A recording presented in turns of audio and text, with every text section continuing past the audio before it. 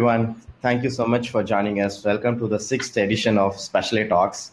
I know this topic is most relevant and also being spoke about these things in the environment.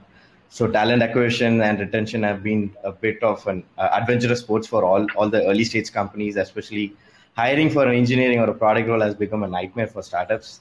So maybe especially in early stage startups. So I'm super excited for this panel where we're gonna rant about or share. We get a lot more views about how team building and culture building is matter from the early days. And I'd like to introduce our founding partner Arjun Rao of Special Invest, who will be moderating the session.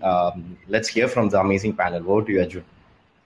Thank you so much, Dhanush, and thanks everyone for joining us this Friday morning for this very exciting session of Speciale Talks. Just to give a little background, I'm the founding partner at Special Invest. We run an early stage deep tech fund focused on enterprise software, SaaS, as well as emerging tech solutions across space tech, robotics, EVs, and many other disruptive technologies that's going to change the world over the next decade and more, right? So we invest up to $500,000 in very early stage rounds, and hopefully like to work with founders, build up the product, take it to market, and get early momentum and traction in these early stages, right? Speciale Talks is a forum and a platform for us to have conversations with really early stage founders who are building their companies out, have unique experiences and learning through that process so that they can share this with others on various aspects of company building, various challenges that they face, right? Specific tactics and strategies. It could be about marketing, it could be about sales, it could be specifically about SaaS. Today's topic is particularly relevant and important in today's time, is about talent acquisition, talent retention, and talent management in today's extremely competitive early stage startup ecosystem in the technology world, right? So we have three amazing early stage founders joining us to talk about their journey, talk about their experiences of how they think about company building, organization building, team building, right? Culture, hiring, strategies, and what to do, what not to do, right? Hopefully the audience can take away from this and implement in some of their own environments. .io, right? He's they're reimagining product management, again, a very exciting product SaaS company that we think is going to change future. Yeah. Okay, so Prashant is building this team out of Bangalore. We'll talk to him a little bit and his experiences. Siva Rajamani, who is the co-founder at Everstage, right? He's been building this again, second year of building Everstage. They're making commissions for salespeople, for sales teams, easy to generate, easy to manage, right? Sales teams are critical to growth of SaaS companies, and commissions and incentive management for them is a complex problem, and they are building a SaaS tool to do that in a very simplistic fashion. Massive market, very exciting product and a company. Siva, welcome to this session. Glad to be here. Thanks, Arjun. Vikalp, again, very exciting what Vikalp is building, a founder of EkaCare, a healthcare platform, both B2C and B2B. We learn from his experiences. He's also, of course, built a very large business in the past. All right. And we learn from his past experience. So we're back. I think I just made some basic introductions, right? I'll hand it over to the speakers to talk a little bit about themselves and the company that they're building, and then we'll dive into the topic of talent for today. Right, Prashant, if you want to go first. Sure. Hey guys, I'm Prashant, building Federa.io. Have been working as product manager for last 7 years. Worked in India, Indonesia, USA, Japan, and then decided to solve a problem which I had seen for 7 years. In past, have built teams, seen cultures across the world, have hired multicultural teams and worked with them. So working with different people from different backgrounds has given me a sense that when you're building a team, you need to build a team which you want to be part of. So that has been my goal in building Feda also. So let's see how it goes. Lovely. Thank you, Prashant. Siva, over to you. Hey, Nice to meet all of you here. My name is Siva Rajamani. I'm the founder and CEO of Everstage. As Arjun mentioned, we're a commissions automation platform. We help companies provide real-time visibility on commissions and really gamify the incentives process to drive the behavior that every company wants. Prior to Everstage, I used to run the revenue operation globally for Freshworks. So the idea for Everstage came in from Freshworks because my team used to, among other things, manage commissions, and we saw that the process was broken, and we could really solve for this. And globally, it's a huge market, and we're kind of going after the classic build in India for the world kind of SaaS model.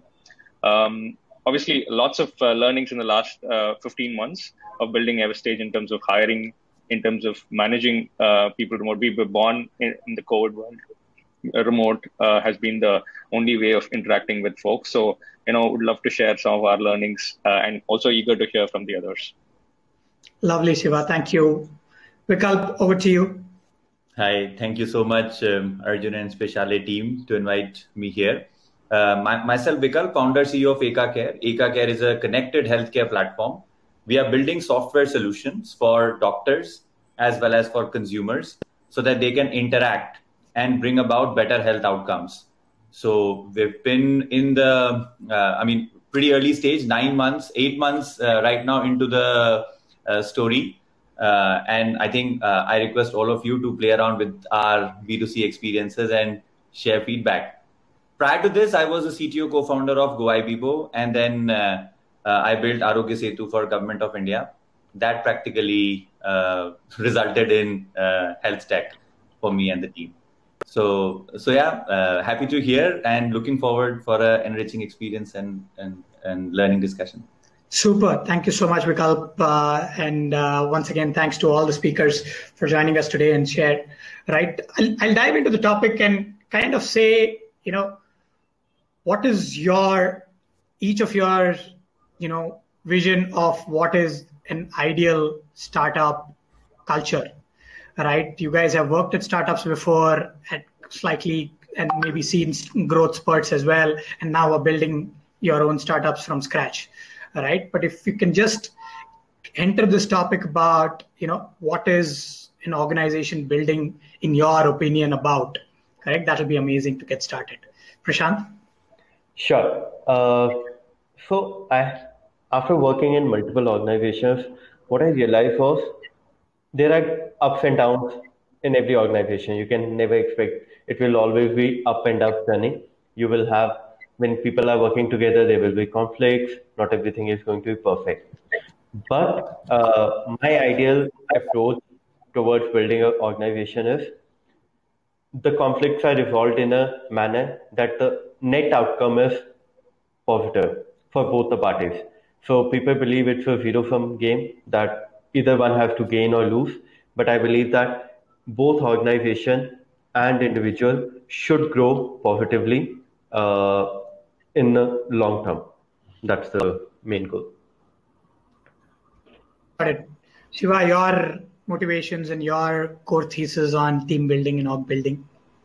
I think one of the things that I've learned from my Freshworks experience was really flipping the switch. There are a bunch of different things, but one thing that I would kind of really point out is this aspect of building a team where there's trust by default, right? The culture is of trust by default, because what happens in a lot of organizations is you've heard this, right? Like people say, hey, you come in and do something and build and earn your trust, right? Earn your credibility in the organization. But what if you flip that switch and then say, hey, you know what? I trust you by default. I've hired you. I trust you by default. I know you would be valuable to the organization. Let's start from there. And then I will wait for you to tell me why you... Sorry, there's an echo. I don't know if it's me. Yeah, I think it's fine now. So I was just saying, what if you flip that switch and say, hey, I trust you by default. I'll wait for you to, maybe do something that makes me question the trust. But as a default, I will trust you, right? Because what happens is 95% of the people in the organization are doing the best for the organization, right? Are contributing towards that. I have the best of intentions, but there will always be, exceptions in the organization, right? Either because of circumstances, either because of not having the right understanding of where we are, etc. But in order to solve for that 5%, if you ding the 95%, you're pulling down everybody, right? And that's not what you want in a startup, because obviously all of us being founders, we know that it's not just us, it's all of the employees, the early team especially, who play a very critical role in creating that critical mass for us as an organization. So there's so it's extremely important to first have have the trust of the team by first showcasing that by having a default trust set in place, and that really helps. And that's something that I and my founding team have very consciously done in Everstage, and believe that works very well, at least in early stage organizations. Very interesting insight, I think, from the Freshworks journey, as well as I think I'd heard something similar about Kunal Shah mentioning this, that when they make an offer, they give a laptop or something like that, which is a sign of showing we trust you and you figure it out, and hopefully you'll join us, etc. Right? Vikalp, your thoughts on this? Also having gone through the GoIBO journey and having scaled teams there. Yeah. So I think Siva alluded extremely well on how important is the trust in the early stage environment, because that's where you want to lean on each other far more. I mean, you would lean on each other a lot over a period of time, but at that time it's a small team. You're still discovering a lot of stuff. So I'll not bore on the trust topic. It is one of the most important thing from a culture setting perspective. But going back to your question on what is one of the most important thing from a cultural standpoint that I would personally feel we should set at an early stage would be curiosity. And as an organization, if you're able to bring in people together and give them, 90% of the startups pivots. I mean, maybe 99% of the startups pivot, right? And a lot of things basically happens in the initial days where you are discovering. You are, as a founder, you are quite bullish about a specific idea, but you need to discover things around it, and you might find a jackpot somewhere else, right? You might find a real impact somewhere else than what you were thinking of. So curiosity to me would be a very important aspect to instill in the organization as a cultural ethos. And I think that is what we try to do at Eka as well. Come in, experiment, because that's how you would learn what will work for people and what might not. And obviously, you will constrain that curiosity to your realm of things, and not like started building a search engine for yourself in your own domain. But I believe trust and curiosity would give a lot to an early stage organization from a cultural setting perspective. Lovely. Makes sense. I think that's such a relevant, agenda to have when you're hiring people. Do they have the right curiosity? Can you further that within the team? Because then, everybody's thinking about, the outcomes in the company and different ways of solving problems. Amazing. Right? Now, coming to the very specific thing that we're all seeing, you spoke about, all three of you have just started the company in the last 12 months to 18 months and not more. We also know that these last 18 months has been COVID hit. Companies have been built or are operating remotely, right? So that is one aspect of the problem of, how do you hire, how do you get to know people, and how do you build an organization? So that is one challenge. But at the same time, what has also happened is this immense boom in this ecosystem. The digitization has accelerated, and, there is capital, more and more startups. Just the competitive aspect has gone up multifold. It's almost like something I've never seen in the last 15, 20 years, right? So both of these happening parallelly, right? As an early stage founder, how do you think about the first few hires? What is your strategy? What is your thinking to get your first 2, 5, 10, 20 people on board, right? If you can talk about that, Prashant. Sure. Interestingly, for Zeda, all the people who have joined, no one took a increment. Like we actually offered them, and most of the people joined because of the problem and the trust that when the company will grow, they will grow. So we just uh, told everyone that, hey, right now we don't have enough money to compete with, let's say, BMWs and all. But if we reach at a level, we will compensate for all the effort you have given. And that has given immense power to the people. And the trust factor, which Shiva mentioned, that first, when we hired our first few employees, we only had, I remember 200K from angels. And then we had our seed round, pre-seed round. And we, as soon as that happened, we gave them the first increment because they had taken a risk with us. So I think you need to make sure two, three things. Number one is making sure they love the problem and they understand the longer vision, because they will be, the first few people are going to be in the long game, not the short game. So those people should work for the vision and not money, not you, not anything else, but just because they believe in that vision. Second is the trust, that you are not going to treat them unfairly, that even if you have money, you're not paying them. If you don't have money and you're not paying them, that's a separate topic. But if you have money, pay them fairly. And number three, I think, do they love coming to office on Monday or not? I have heard this thing again and again that people, oh, Monday is coming, I don't want to go to work. But you need to hire people who wake up on Monday and they come early, that, hey, it's Monday, let's start the challenge again. So I think that attitude needs to be there, which you as a founder also builds, but also comes from the employees, that they love the problem, they love working together, and that's why they're coming on office on a Monday. Got it. Makes sense. Shiva, your thoughts on, who do you hire first? How do you find those first 5 people? One. Second, how much time as a founder are you spending hiring in the early stage? I think I'll answer your second question first, right? I think as a founder, and I mean, one of your core jobs is recruitment. So I'm always recruiting, right? We hire at points when we need the right people and we see the right people, but we keep recruiting all throughout the year, right? We're constantly speaking to people. We're seeing if anybody could be a fit. The hiring is a point in time event, but recruitment happens throughout the year, because that's really how it is, right? Like, it's very hard. It's like outbound sales. You have to continuously do it throughout the year.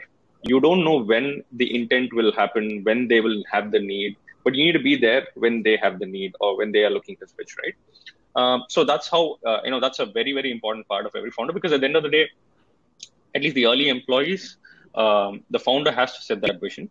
And so this is core responsibility of every founder within even just the same team, right? Like multiple different founders, co-founders, if they're there. So that's on point number 2. But on point number 1, the early employees, I think, again, some of us have just been beneficial with the networks that we carried from before. That's really helped. And because one of the hardest things for folks to jump into early stage organization is just trusting, right? I mean, forget everybody else. Even as a founder, while you have all of the conviction that, you want to go in and do this, you are also on a daily basis second guessing yourself, right? Hey, is this what, will work? Is there something that I should do different? Is there a adjacent market? Like Vikalp mentioned, what's that? Should we do a little bit of pivot here? So it's very hard to expect somebody to come in 100% conviction saying that this problem is going to work, right? Nobody knows, honestly. The founder doesn't know, the investor doesn't know, the employees certainly can't know. But obviously, some prior relationship always helps. So a lot of our early employees happen to come from prior relationships who trusted us for whatever we've done in the past and trusted in our judgment call to do the right things as we go along. But more importantly, I think one of the common themes that came along with all of the early employees is what Vikalp mentioned, which is curiosity and the urge to learn, right? Because people say it's very hard to compete against obviously the large companies in terms of compensation, in terms of everything else, like the facilities and all of the other benefits, right? But again, I would flip the switch. I think as an early stage startup, one of the greatest benefits that you have that you can offer employees is unlimited learning, right? Because you are building everything from scratch. And so therefore, there's no limits in terms of how much you can learn. It's just, restricted by your own curiosity. So at the end of the day, that's the biggest opportunity that you can offer to your first 20, first 30, first 40 employees. And if you position that well, I think a lot of folks are in it to learn because they know career is a longer term game, and the learnings that they can pick from here is going to be a foundational stone for them to, shine as, even if, say, for example, this doesn't work, right? So I think that was a common theme that we saw, apart from obviously existing relationships that work for us with our early employees. Got it. So bring in your past networks, tap it as much as possible, right? Set the right environment for learning and growth is what I'm hearing. Vikalp, any additional thoughts on that? And I wanted to particularly pick your thoughts, your mind on, are you trying to hire for multi-skilled people, more generalists or more specialists? What is your thinking in, again, that first 5, 10, 20 people, right? Is there a thinking when you're hiring an individual, okay, does this guy do one thing great, or can this person be, multifunctional? Is that also a thought? That is the other aspect I wanted to touch upon. Yeah. No, and I'll quickly answer the first thing. I mean, for me, I was super fortunate to have a large network. So, we are now, I don't know if you consider 50 plus as a small team or a large team from a startup perspective. Hypergrowth. Most of us are practically all from the network, within the network. We have worked earlier or from 1 degree separation sort of a thing. So I think from that perspective, we were fortunate. The only thing that was important when I was talking to people initially was all about how passionate you are on this whole story of solving for health, for yourself and for your family. So that is where, if that whole vision sits well, again, we don't know if this will work or that will work. But if it is something that you are passionate about, and these are the areas where we would invest, because we need doctors' trust, we need patients and care seekers' trust, and we would be a medically aware software. So that's the story. And fortunately, many of the folks that I reached out raised hands, and we ended up building a kick-ass team. Now, and I think for a founder, team is the most important thing. I would say 90% of my job done if there is a right team basically set, especially in the early stage itself, and then it is all at autopilot. I have a very different problem. Prashant mentioned that you should feel good about coming to Monday. My problem is I have to send stinkers to my team that you cannot work on Sundays. So it's a very different problem. And I think that comes from a sheer passion that individuals will instill on that problem. So so that's where we are. And coming to your question about the specialties and are we looking for, see, when I started specifically for Eka Care, I was very, and I think it was a little more ambitious approach where we said that we want people with a very specific specializations and not necessarily, and we are a tech product first organization. Like we have a very, one of my friend who was part of Flipkart team, he's the founding team member heading design. There's a head of products, again, a great friend of mine. Then there's a chief architect, there's a data scientist, a head of data science. So, and then there are people around them as well, because when we started with this ambition of building something very deep when it comes to tech product, and then eventually take it to the next level.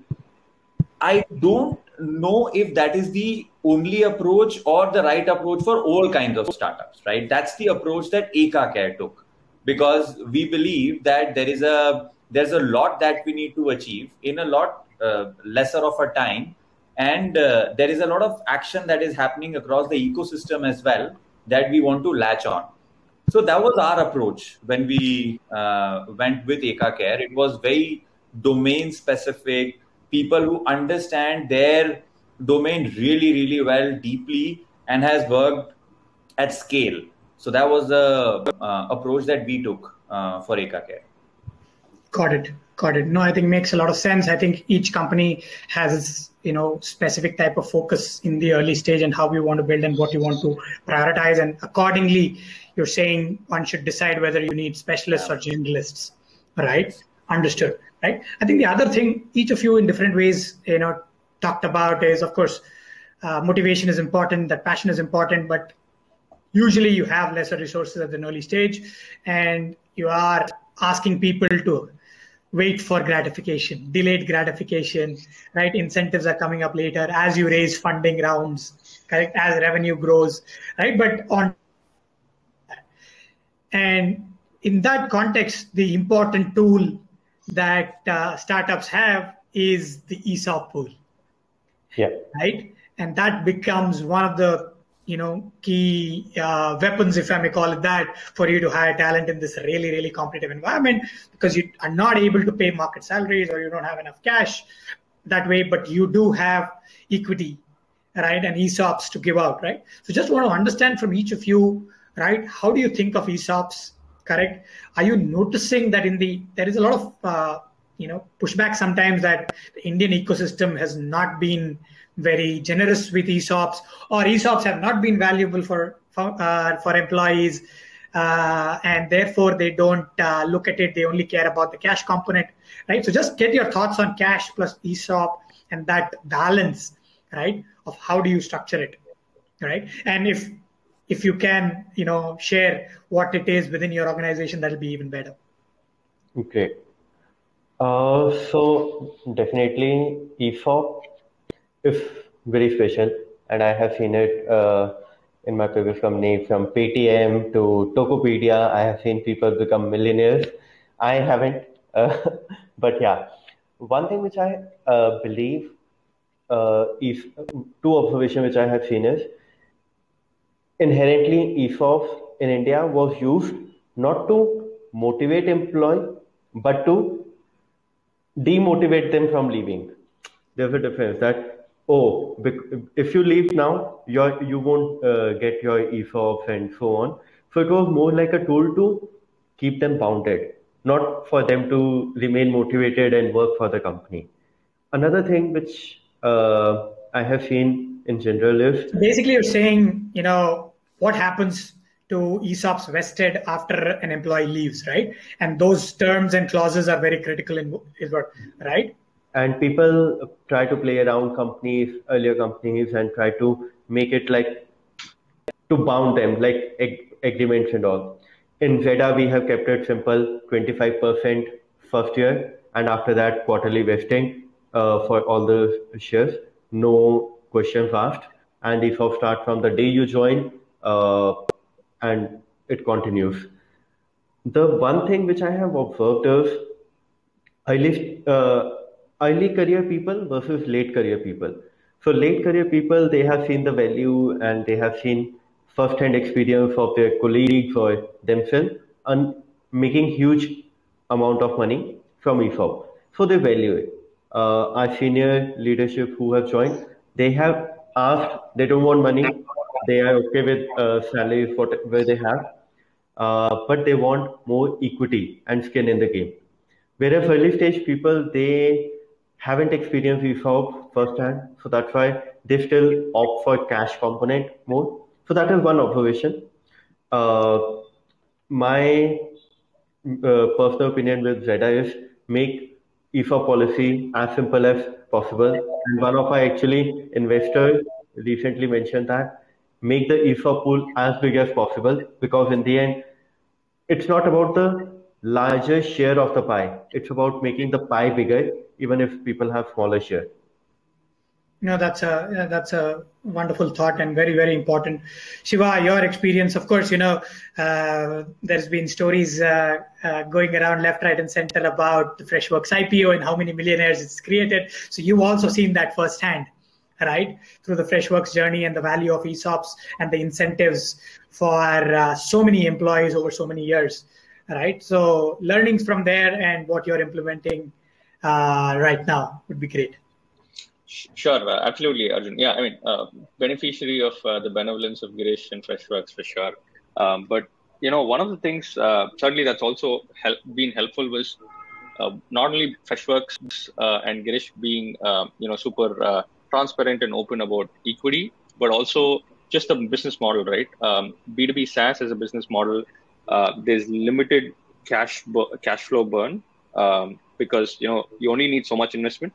The recurring revenue kind of takes you to valuations that you see. But so therefore, that also means that a lot of ESOP pool is not getting unduly diluted with every round, right? So actually, a lot of folks can participate in wealth creation and really meaningful wealth creation. I would say in most cases, life-changing wealth creation as employees who've taken not much risk, but who participated obviously in the journey of building a company, right? But as Prashant mentioned, I think it's really, you have to go through it to understand the value of an ESOP. Like anybody who joins us from a place where they've seen the liquidity of their ESOP, values ESOP so much that they negotiate on ESOP to the extent that they are okay to even reduce the cash component to maximize ESOPs. And then there's obviously the flip side, which is a lot of folks who ESOPs are additional things that are there in that offer letter, but people don't even care about it. They just want to focus on the cash component.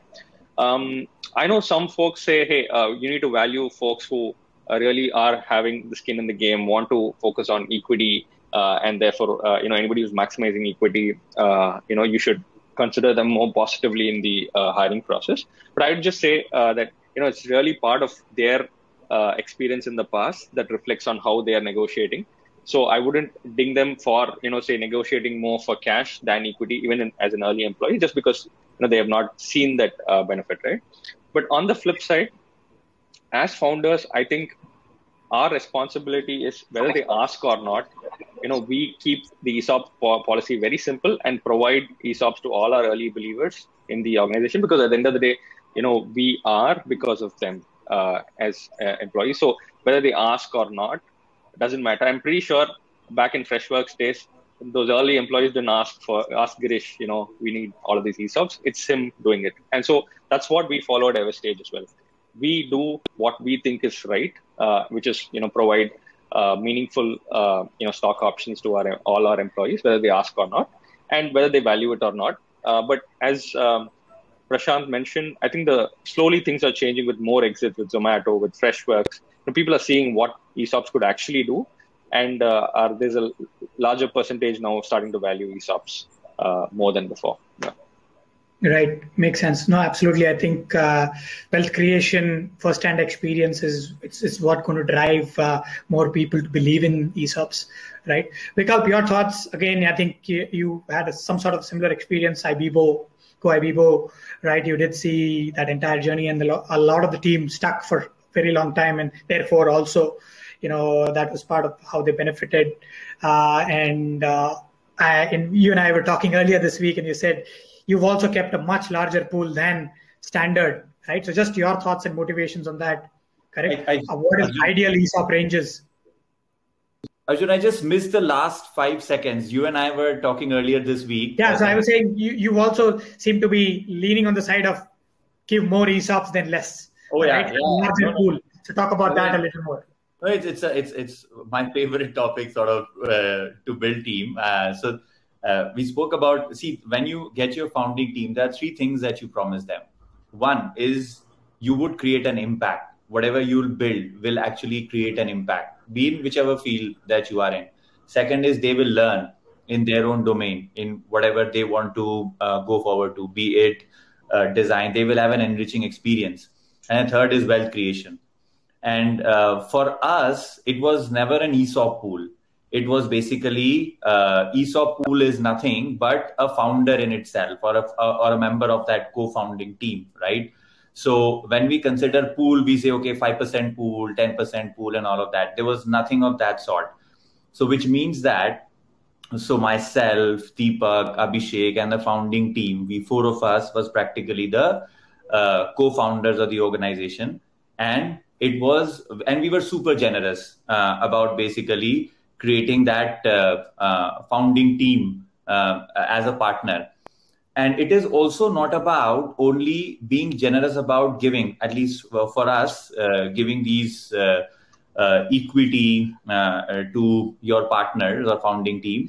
It is also important to make sure, and that was a promise that I have given to all the founding team members, there is no difference between how it will vest for me as an individual or it will vest for a software engineer who's basically doing a development for, let's say, our very interesting doctor's tool, right? So that's the kind of promise is there from our side, that for founding team, it's practically more like a founder share between these, let's say in our case, 4 of us, maybe in some case it'll be 3 to, I don't know how a person would. So for us, ESOP pool is more like a founder share for the team. And right from the start, because of the journey that I've seen as well, I was very particular about it, that it has to be a collective wealth creation.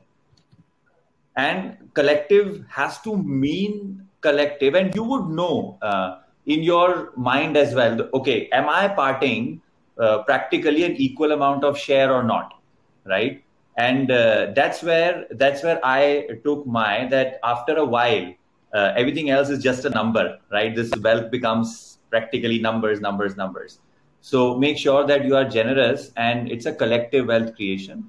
That's how we see ESOP pools at Eka Care, and I think that's to me is a good and a nice approach that can make a lot of people stick to you for a longer period of time, and also has passion towards driving that. Like yesterday, we did say 8,000 downloads on our Android app, and everyone was basically, I can see the joy in everyone that it's theirs, right?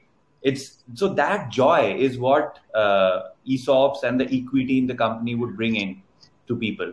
So yeah, it's, as I said, it's my favorite topic. I can talk endlessly. Yeah.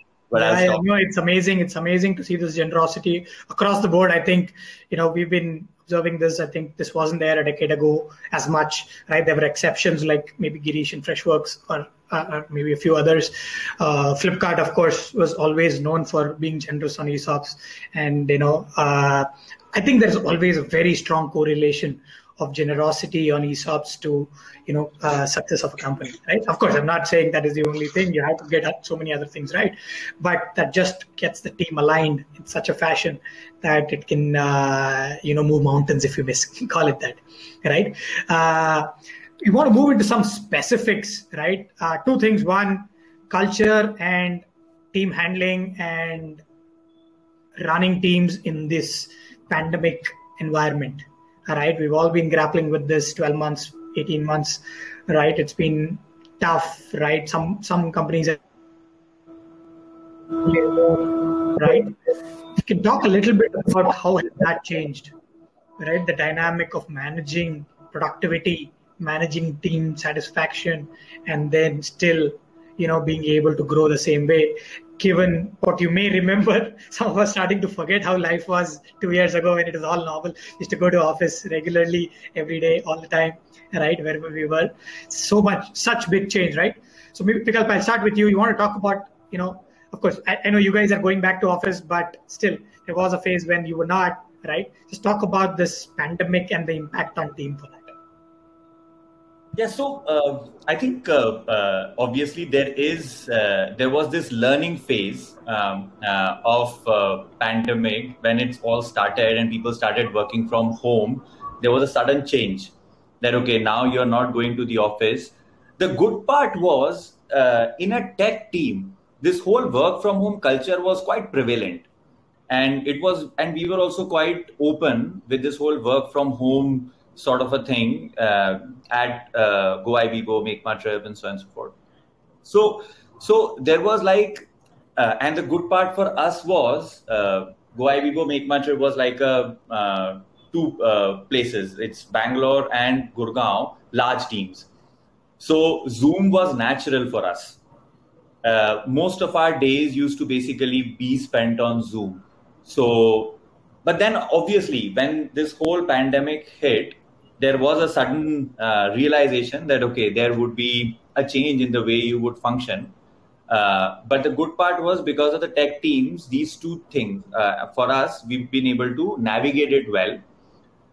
What flipped for us and for me personally is like building Arogya Setu with a lot of people, which is like a high intensity project for like 2-3 months together in this whole pandemic sort of a situation, was a different kind of an experience altogether. And some of the things that we did at that point in time is like this whole when you build a team or when you work together, what we realized is, and that's why we started coming to office as well in some pockets, human emotions are very important, right? So because human emotions are important when you are driving any kind of a mission, the closest way in which you can drive a human emotion is to actually do video calls rather than just an audio call, right? So there are these small little nuances that we started doing. Like when we have certain meetings in our, and I'm not saying all the time, but certain meetings when we do at Eka Care, we mandate it's a video on catch up, right? Because you want to know that what the other people is thinking. A lot of this comes from the facial expressions as well, right? And that's how the bond and the trust gets created. So while we have that kind of a setup, but for a very close huddle, at times office is the best kind of a setting. That's why we've created a small office as well. And it's basically a co-working space. Like 5 to 10% of us, maybe sometimes 15% of us come to the office, huddle around, talk about the various issues, problems, maybe crack some jokes. Tonight we might play a board game and then go back. So, but that's how we operate, and we should actually think of it more as a strength, especially when it is Bangalore sort of a situation where you can save 2 hours of commute time to the office. True. And end up using it, if not for office hours or doing office work, but for maybe watching a Big Bang Theory or a Game of Thrones. Much better way of doing it, much better way to spend time than on the roads. Yeah, so basically relax. Yeah, these are the few things that I would Got it. Siva, your thoughts, right? In your organization, of course, you're doing mostly cross-border sales as well, right? That whole dynamic is, of course, also changed, right? Tech is relatively simpler and certain other functions are simpler, but there's to be so much maybe traveling to the US for SaaS companies, being part of and this is true for both you and Zeta, right? Just some thoughts on that, and anything particularly you have done to make work from home better. Yeah, so I think certainly as Vikalp mentioned, all of us were learning last year, and born in the pandemic was like as a team, we didn't know how it is to work other than this way, right? Like, so we all figured out what's the right way. And as Vikalp mentioned, I think there's a lot of benefits, obviously, of doing remote, right? Which is, I think there's been obviously a lot of, especially deep work. For deep work, it really worked out well. So for our engineering teams, for even for the product teams, basically sitting and getting to solutioning when we're building our product, I think it was a blessing in disguise that actually helped that we could do a lot of that deep work. But obviously, where a remote becomes difficult is when you're doing ideation, right? When you're brainstorming, as Vikalp mentioned, because a lot of ideas, when you look back at serendipity, it just comes when you're doing something else, right? It's not because you were sitting in front of a laptop and typing something that you got that idea. You were doing something, you were eating a meal with the other person, and then suddenly something came up and you thought, why don't we experiment this way? So how do you replicate such situations, right? That's really going to be hard. So what we've tried to do is, first of all, on an ongoing basis, one of the things, as Vikal mentioned, we've made sure, like, in fact, my friend GB at Rocket Lane calls this all faces instead of all hands. So we make sure everybody obviously turns on, the video to, and that's a very important part, right? Like, you really see what the other person's thinking, and the facial expressions convey much more than anything else. So that's one. Second, we've really asked everyone to over communicate, right? It's okay, it's okay if you think that the others know, but still, put it out there. Put in the Slack channel. Let everybody know what you're up to. And one of the things that got missed out, especially after we launched, is the celebrations post wins, right? That's the other huge aspect, because those small wins you want to sell, and that's the beauty of the early stage startup. Every win is so special, and at the end of the day, if you think about, if you ask people what they remember of an experience, they remember all of those moments, not those other regular days, right? Which was the hardest part for us. So what we've tried to do is, again, now kind of catch up in places we would do very similar to what Vikalp and EkaCare team is doing, which is like take up a small remote space, have this for collaboration as well as catching up, once in a while as well. And if not doing that, at least, catch up, frequently for meals as teams, and kind of, just build that personal relationships, just that celebrate those small wins together, and ensure, you build that feeling of togetherness, and we're all in it for this one thing. So that's at least what we've been trying. We don't know. I mean, we're still learning again, but we'll see how this goes. Got it. Prashant, your thoughts, what's working, what's not working, right? And again, how do you see this over the next couple of years as well? Sure. So I agree with both Siva and Vikal. Like Vikal, I had been working in India. I was in Indonesia. We had a team in India. When I was in USA, I used to travel in Singapore and APAC, and my team was in USA. And then when I was working for PP Japan, then my team was in Japan, I was in India. So I have seen that remote culture. So for teams to work, remote was not an issue. You can keep working. The problem was with two things. One is stories. Like how Siva mentioned, celebrations, good or bad, they both are stories. When you're working remotely, you are not able to make stories which you will talk about 2 years later, 3 years later. So during the short wave, when before the second wave hit India, we were working, there were 5 people working at my home, in my home. So those people, that going out for chai, going out for a coffee, even making Maggie together, those things we remembered. So when we were in a all hands meeting or in a group meeting, we would talk about, "Arey, इसे तो चाय बनानी नहीं आती." So those things you miss out in a remote environment. And I think for working, you can work remote. Some people like to work in person. It's perfectly fine. We have brainstorming is another problem which people have faced, and there are some tools. But working in now we have opened up office. People are able to resolve doubts very quickly because they're sitting next to each other, just solving it very quickly. Engineers, what is the variable here? So these quick things are able to do. In the long term, I think it will be hybrid model. You as a company should not say that, you have to come in and there's echo coming again. It's better now. So how I see a couple of big companies, they have to log in, what time they started working, what time they logged off. Those kind of restrictions, especially in early stage, should not be there. You should have a flexibility when you want to work, where you want to work, how you want to work, and whatever needed for you to work perfectly fine. Earphones, headphones, monitors, laptop, keyboard, whatever is needed, help them. And as Siva mentioned earlier, trust them that they will take care, not misuse your resources. And eventually, in order to make sure teams work together, we made small groups and workshops. So almost 50% of the team is doing some sort of cohort-based courses. They share their learnings every alternate week. maybe on investment, cryptocurrency, blockchain, product management, growth, they share it. We have a book club. People can buy a book, we reimburse that, and they can share what they learned.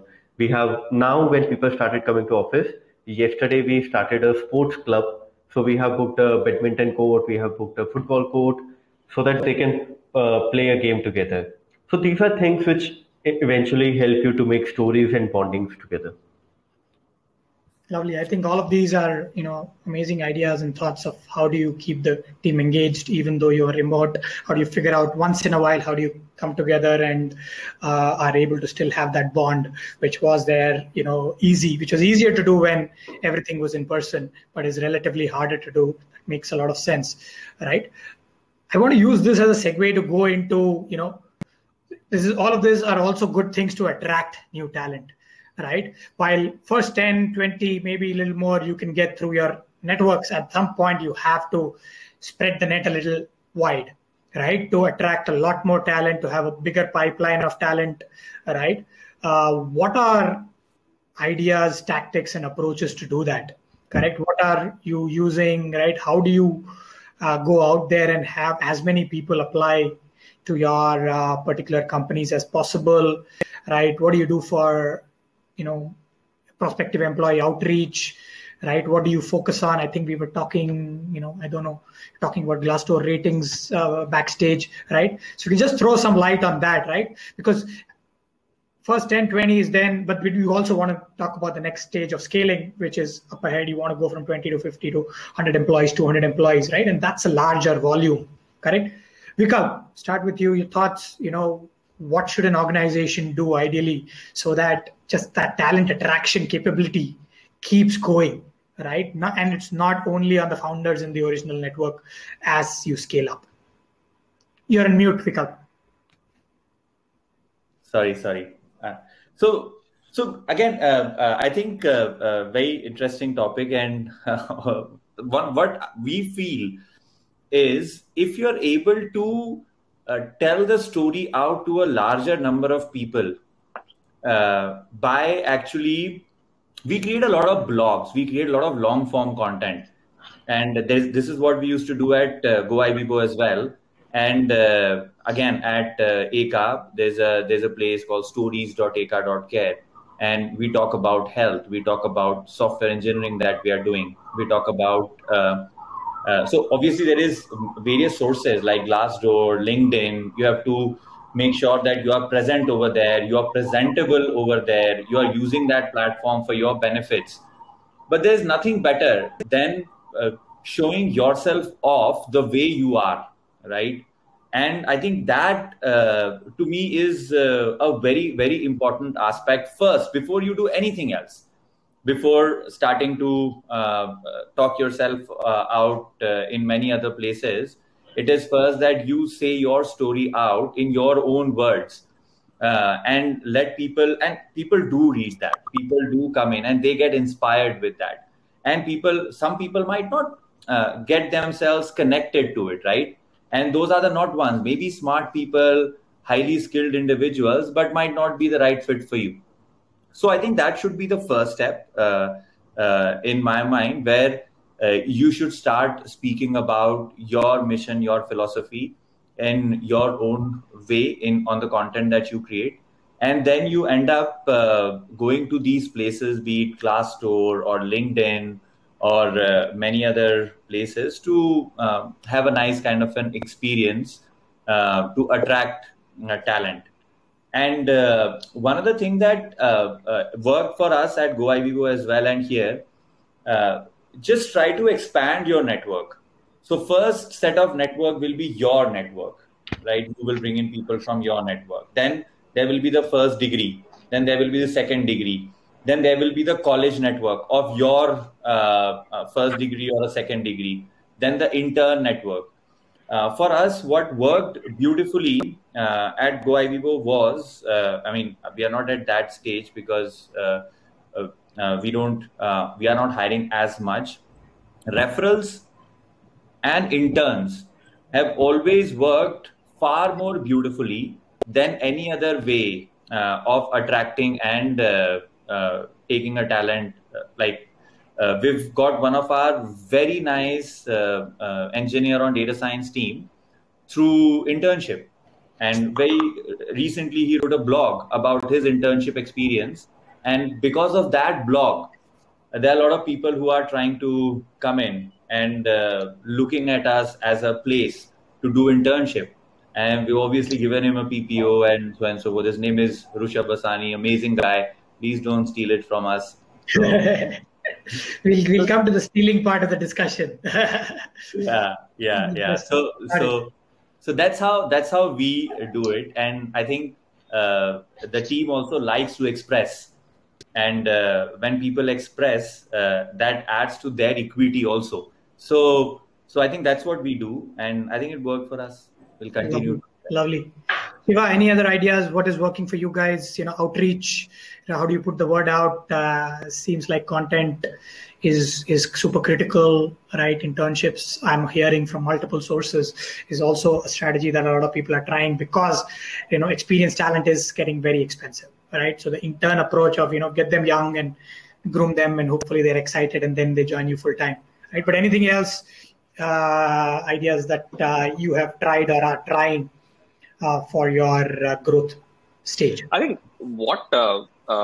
as Vikal mentioned, putting yourself out there is super important because, when I speak to some of our current employees, how they heard us first, it could be some random thing that happened somewhere that we did, that they read about or watched. And then they said, hey, what, I see this as a way a place where I can learn, right? So I think one of the things that we've consciously started to do after hearing some of those feedback is, really put ourselves out there, especially talking about the craftsmanship of our employees, right? Like, so if it's the engineering team, what are we doing, different in engineering, right? If it's the sales team, if it's obviously, some of the go-to-market teams, of course, are always a little more out there in the market and in social media, but especially some of the other teams, like really demonstrating and showcasing that really attracts a lot of, as I said, recruiting from a recruiting standpoint helps, because it may not be that they might want to join at this point, but it builds an image of Everstage that, hey, they seem to be doing something interesting. They seem to be folks who are talking about it, and I like what they're doing. That's the first impression that you want to build, because hiring happens when a lot of things works in your favor, right? Like, you need to have that role in place. They need to want to look out at that point.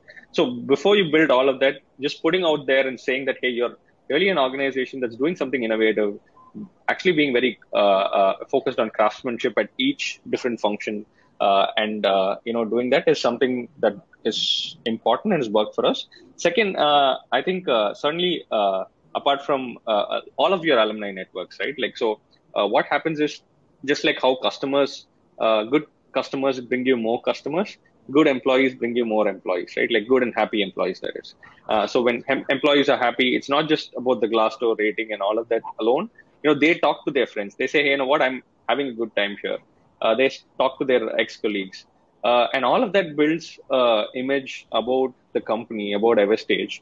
And that's actually gotten us, again, a lot of inbound, even before we reached out, right? So I think just doing the fundamentals results in some of the benefits that we have. Of course, I think we are still, we are 25 at this point. We'll be 40 in the next few months. So we're not at a scale where we're hiring hundreds of people. So we don't know at that point whether this might scale, but at least for now, it's all working well. Yeah. Understood. No, very interesting. Makes a lot of sense. Prashant, I think you were mentioning a very specific thing about the Glassdoor ratings backstage and how important a metric or that has become in today's world, right? And people do their research and they are looking for that. Just throw some light on that and your experience. I believe you guys have an amazing Glassdoor rating, right? Which helps you. So I guess now people are way smarter than what I was before a few years back. People do their research, people do their ref check and everything. So Glassdoor, how much funding you have raised, what you're building, your story, your LinkedIn profile as a founder, everything is checked by people who are joining your team now. So I think your social presence talks a lot. That is one. We can see how Kunal Shah is doing that very well. Ankur Warikoo is another example. These people have played that game and seen that. What I'm honestly saying, we have been 13 people and we are still not at that level of we are hiring a lot of people. But what worked for us was me personally sitting on LinkedIn, doing keywords, going through each profile. I would have gone through 5,000 profiles on LinkedIn personally in my first network, and LinkedIn gave me, you cannot see more profiles unless and until you do verifications. You are so they I had to go through all that because I wanted to find the right person and had to cold email, cold message them, are you interested? And when you are very young, you are very 200K funding and no one heard about you, there's no press release. By the way, press release is a very important thing which people Google about you.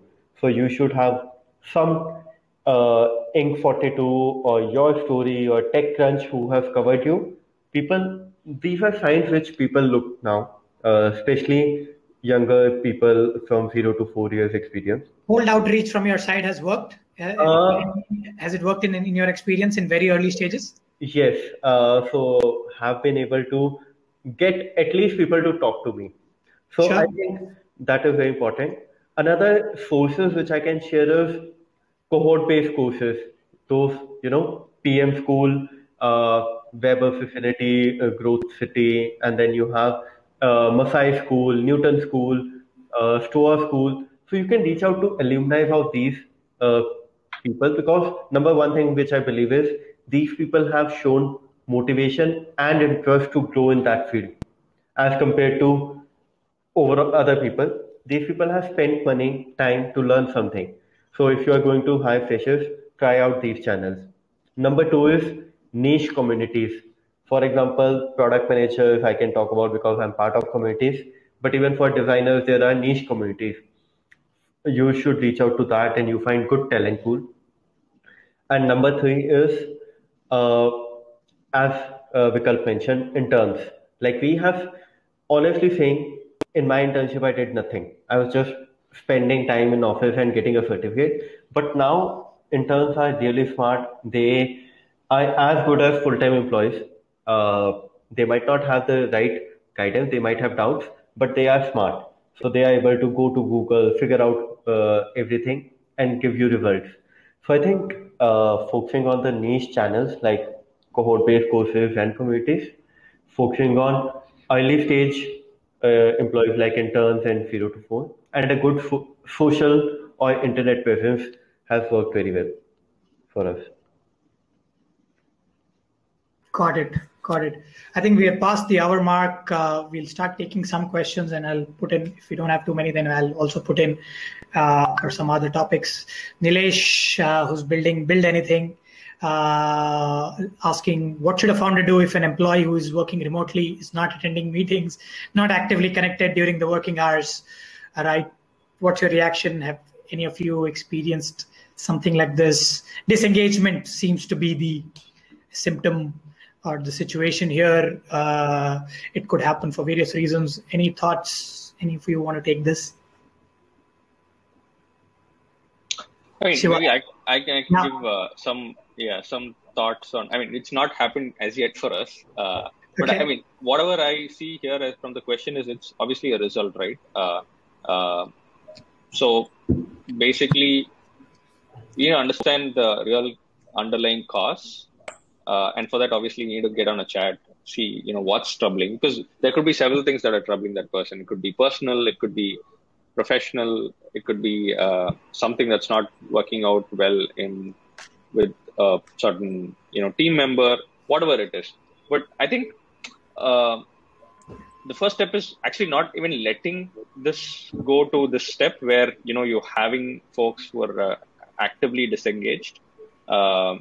Because sometimes once they cross that chasm, it's hard to get them back, right? So there are obviously ways you'll figure that out, right? Like even in remote setting, as you said, when you have those all hands meetings, folks who are not, or in your Slack channels, people who are not being very active or responding.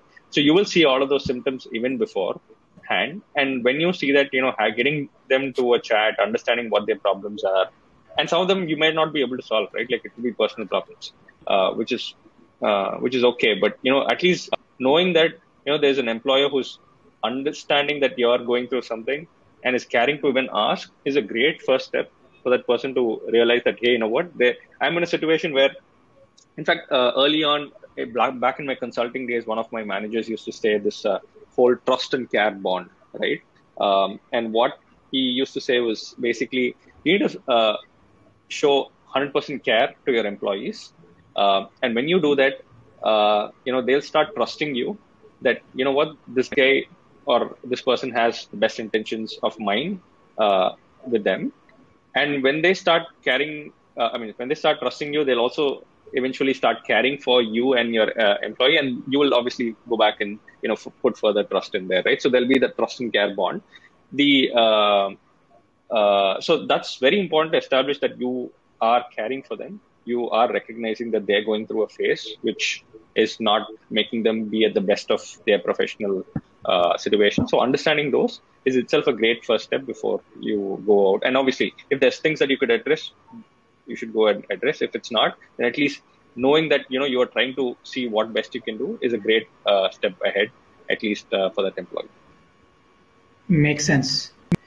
I think, Nilesh, the headline is don't let it get to the stage, right? Catch this early, have empathy, right? And have those conversations up front, right? And if it's not a right fit, if that is the reason, then figure out the right options to part ways. But if there is something that can be solved, right, it could also be within the org, right, that you have to do something better so that there aren't these cases. That's what I'm hearing, right? A related question maybe is this, because of the competitive environment, right? There is, and I think Vikal briefly touched upon it, about stealing/poaching, right? So competitive, everybody's looking for talent anywhere, everywhere, and going after employees that may even be happily employed somewhere. There's, nothing is off limits, it seems like, correct? Just thoughts on particularly, retaining employees, right? And when they may be getting too many offers out there, of course, culture and happiness, engagement we spoke about, but any thoughts, immediate, let's say, short-term reactions when somebody comes and says, I have an offer, or, whatever, right? I'm sure there must be some experiences. One of you want to take that? Yeah. Okay, yeah. Maybe, yeah. So yeah, and I think I've got like these two, obviously there's a lot of learning that I had from GoIBGo. And more learning that will be the largest source of learning for me. Sure. There was like a large team, and we had people who are with us for 10 years, 11 years. Yeah, that's phenomenal. That's phenomenal in this environment, right? I think I did notice that was a unique thing about GoIBGo. A lot of employees stayed for a very long time, so there must have been some secret sauce there. Yeah. See, what I had figured out is there are intrinsic motivation of individuals, and you will get to know about those motivation when you actually spend time with them, right? When you actually know a person really well. And individual is all about these multiple facets, right? When we look at poaching and we tag it largely with compensation, right? Because there is like double the compensation or triple the compensation and so on and so forth. But there is a lot more like depth to it. So so the first thing is people should, when someone calls your like member or partner in the team, that call should either go unanswered or that person should say, okay, no, I'm not interested right now. So that is where you have to first basically hit the nail and look for that. And that can only come in if you are solving some of these, because everyone knows if I go out, I'll get more money. Everyone, right? And especially engineering is straightforward, right? You go out, there is so much that is in demand. I think the conversation has changed from 30% hike to 300% hike. The conversation has gone to BMW, as you were discussing, right? So So basically, so to me that has worked. So there's this personal rapport that one has to create with the team. Be it, and again at GoIBibo, I was fortunate enough to have some very good like leaders in the tech team, especially who are also of the same opinion to create rapport, understand what makes a person really happy, and create a balance of all of this. So empowering people, to me, has changed a lot at GoIBibo and also here at ECA. Smart people, great engineers, product managers, designers. Sorry, there was an echo or okay. Yeah. So yeah, to sum it all of this up, obviously the internal motivation and then the empowerment actually changes a lot when it comes to retaining talent. And empowerment, ownership, all of that is something that one has to let go and give it to the people, especially the young folks. And that gives them this entire ability to look forward for a longer tenure with the organization. So that would be my 2 cents on this. No, I think the empowerment angle is very critical. I think one has to build that within the team, that within the team you will create leaders, right? And they will have more responsibility and more ownership. And that is what will keep, I think, people with one organization for longer periods of time, as opposed to keep just looking for titles and tags. Yeah. Prashant, any thoughts on this or associated thoughts to say, do you think this environment that we are in, which is almost unprecedented over the last year or 2 years, right, of, aggressive hiring strategies across the board, large companies, medium companies, small companies, is this sustainable, right? Is this, is this here to stay, and we all have to adapt and do all of these things? Otherwise, as a startup, it's going to be hard. What are your thoughts on that? I'll answer your second question first, that is this environment sustainable, aggressive or not? I think if for the companies who were not paying attention, this is a wake-up call. For companies who were already doing it, things have not changed. So for people who have been treating their employees good, fairly, and all, I haven't heard or seen much challenge to them. But people who had been treating, like one person I've hired, and they were getting salaries of 4 lakh at 4 years experience in Bangalore. And I was like, dude, this is not at all sustainable. Like, so we gave him the person 3x hike, because that was something which was in our band group. And we were not saying that we'll give you 50% or 100%. This is what the person deserves. And this has been something which will change. People will start treating their employees better and more fairly, as compared to people will no one will go for. I'm still saying that people who are going to join you for your vision and your culture, they're not going to leave you for a BMW. They're going to stay as long as you treat them fairly. And the first part is, which you mentioned, and Vikalp also, that is the person growing with the company or not? And the growth could be your skill level. Are you growing from, let's say, UI design to UX, micro interaction? Are you going from back end, front end, whatever skills you want to grow? Are you growing in your skills? Are you growing financially? If you are going to keep paying X amount of money for 10 years, no one is going to stay. But as the company grows, revenue grows, funding grows, is the person growing? And number 3, overall the culture. Is the person personally growing? Because skills and money are one thing, but curiosity, your culture, people would want to become manager, people would want to become tech lead, people would want to become design lead, design managers. That growth also should happen. So if all those things are taken care of, and then someone gives a higher offer, all you can do is talk to them that, hey, this is what we think is fair. If you want to leave, wish you all the best. Because I have one example. We have released an offer to someone, Series D level SaaS company, who have more than 20 times funding, market value, everything than us, 200 times in some case. And just because someone is leaving them to join us, they are extending the period unnecessary, which is like, why do you want to ruin a relationship which the person built over 7 years working with you, and they want to leave, they will leave after 7 years. You cannot do anything by extending notice period or money or anything in that case. No, fair enough. I think very important point to say, be fair to your employees all the time, right? Don't wait to become fair when they want to leave you, right? And look to both their personal and professional growth, right? That's it. Shiva, I think we've covered wide range. We can keep going on multiple things. Shiva, I want to talk to you because Prashant and Vikalp are in the Bangalore ecosystem, which has its own bubble sort of environment and its own craziness.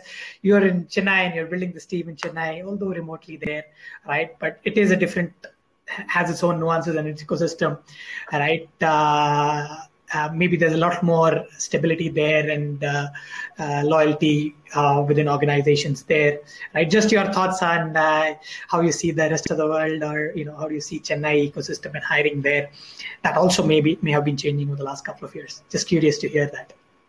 Yeah, I think interesting that you brought that point, Arjun, because I think obviously remote's changed everything, right? Like all of the world has now become one single home, because you see, obviously before you had, there used to be this notion that folks in, like SaaS companies, like say Freshworks or Zoho, didn't have too many options, because if they want to continue to stay in Chennai, there's only so many companies, right?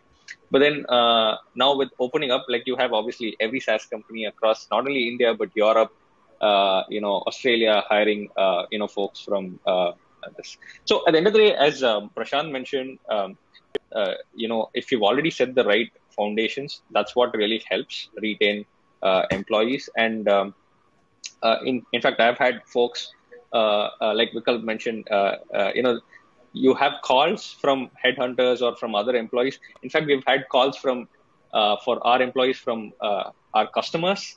Like it's a very tricky thing, like a customer, and we know the stakeholder in that customer who is interacting wants to hire this person, right?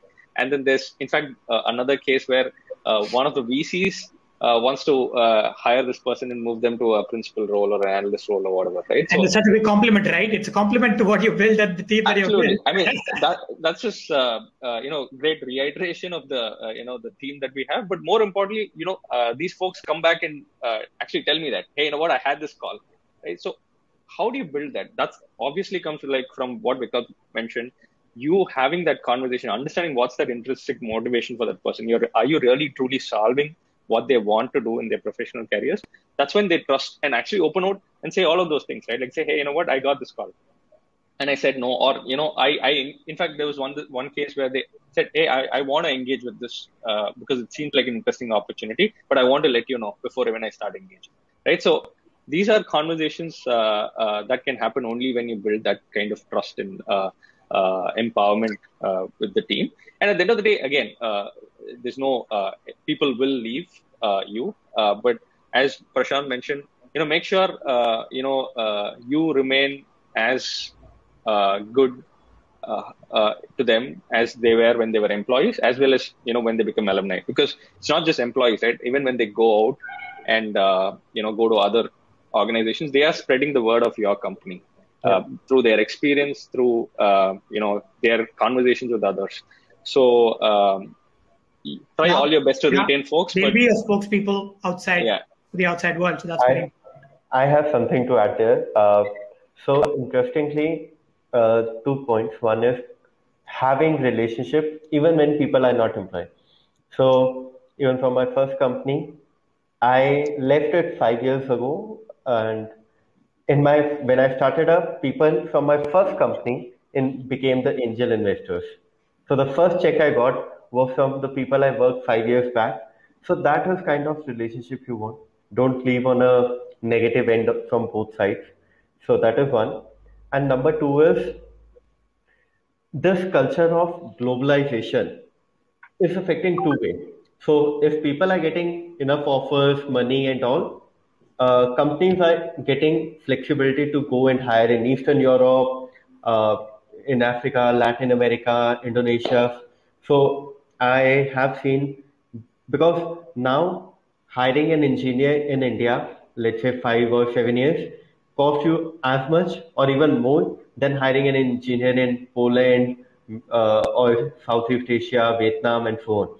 So now it's a two-way game that both can leave and both can work together globally. So that is Yeah, I something. think there's a question here about how to hire outside of India. You want to build a truly global or a diverse team, right? Costs are going up here as well, right? There is no reason why one should not hire from Vietnam, or I've heard Turkey. I've heard, of course, multiple countries in Eastern Europe. Costs are better, right? And any thoughts? Any you guys have done that? Starting to do that, right? Is it easy to do? You're seeing a lot of this activity happening.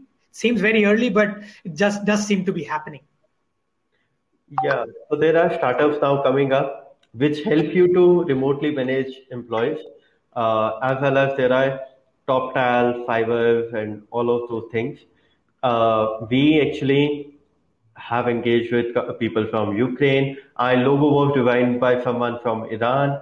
We have our website designs coming from Indonesia. So I'll say now that boundary is becoming smaller and smaller. Got it. Got it. Yeah, I think very important note to keep in mind to explore not just Chennai, Bangalore, right, or other cities in India, right? Figure out a way to engage globally, build world-class teams from here, and because you're all building world-class products at the end of the day, right? So that's what matters, right? And if you have the right processes to engage digitally and build a culture digitally as much as possible, then you can still have a distributed team, and that can still work. Amazing. No, I think, such unique insights, such great thoughts, right? I'm just going to highlight 2 or 3 things to summarize my takeaways. Be generous with your team, right? Be empathetic, be kind, right? Even when they're leaving from the early stage, build great culture, get them empowered, right? Let them learn and grow. I think those are important things about thinking about culture and building the right team and attracting more and more talent. That will help you keep in good stead your team and the ability to grow and not worry about who's poaching and whether it is 200% hike or 300% hike, right? ESOP's very important, but more important is the vision and the mission that you're setting for everybody to be commonly aligned. Those were some thoughts that came across. Really, really great insights. Thank you, Prashant, Shiva, Vikalp, for your amazing thoughts for almost 1.5 hours, right? Wish you guys all the best in your journeys ahead, right? Parting one last thought from each of you, right? People might be listening and, if you want to talk about your startup and what you're hiring for, right? Over to you guys. One last thought as we wrap this up today. Vikal. Yeah, is this like an elevator pitch? No, but the audiences. I think we are a company that truly believe that digitization of healthcare is inevitable. That's the last thing remaining, and we fundamentally feel that a better health outcome can be achieved if you have your digital health footprint, like a key information such as a baby's vaccination today is on that piece of card. But what have you eaten last night is all there available digitally, and there are algorithms that can tell you what is the best food available for you, but it's not there for health, and that's what we are trying to solve. We have done some interesting work at Eka Care. I definitely would want you guys to check out our medical report feature, which is pretty interesting. Upload your reports and see how your vitals have been moving over the past few years. And it's a real problem where you just have these offline documents and can't read anything out of it. looking for great product guys, front-end folks, practically everywhere. We are looking to hire great guys who believe in this mission of building for health. That's about it. That's we are, and just shout out if you guys like us. Super, Vikas. Thank you so much. Shiva, thoughts, Everstage, where are you going next, and what are you looking to hire for? So, I think at Everstage, we are, committed to really pushing India as a product nation in the globe. It's really been kickstarted by Zoho and Freshworks, especially Freshworks now with the NASDAQ IPO. And I truly believe, and a lot of us believe, that this decade is the decade for India to, build those products for the globe as well, among other things. So I think that's the great opportunity that we're going for. The Freshworks IPO was like the milestone. So what is it? The Infosys software services equivalent to SaaS. So this decade is where you're going to see, the others, right? Like the Wipros of the world, the HCLs of the world, right? Like, and all of those are getting built at this point. Yes. And we hope at every stage to be one of those for the world. So, anybody who's passionate about SaaS, who wants to really build a career that's global, where you're competing against the best globally, would love to engage in a conversation. We are constantly recruiting across go-to-market, product, engineering, design, everywhere. So, happy to have a chat with anybody who's interested. So awesome, Shiva. Wish you all the best. And, people in the audience, please reach out to Shiva directly. Right. He's there on LinkedIn. He's there on Twitter. Right. Prashant, over to you. Seems like building a product ecosystem and the product nation is what Shiva wants to do. You will enable product managers to do that better. Over to you. So our goal is to make product management simpler and smarter for now. We see ourselves to become a company which empowers all the products which Vikal, Shiva, and everyone else is building. How we take GitHub for granted, we want to become something for product managers. And if we do our work right, if we do our job right, we will change how products are built across the world. If we don't do it, I can guarantee that people will have a good relationship and learning for the time they spend with Zeta. That's my elevator pitch. Do job right, we become a huge success because there's nothing out there in APAC especially. The entire APAC market is available. And if we don't do it right, I guarantee that you would be better from the point you enter the company. That's a lovely point to sign off. All the very best, Prashant and team as well, right? Thank you, everyone, to take this time with us and on this Friday morning. Really, really engaging conversation, great learnings, and some great thought process of how to build teams. And signing off.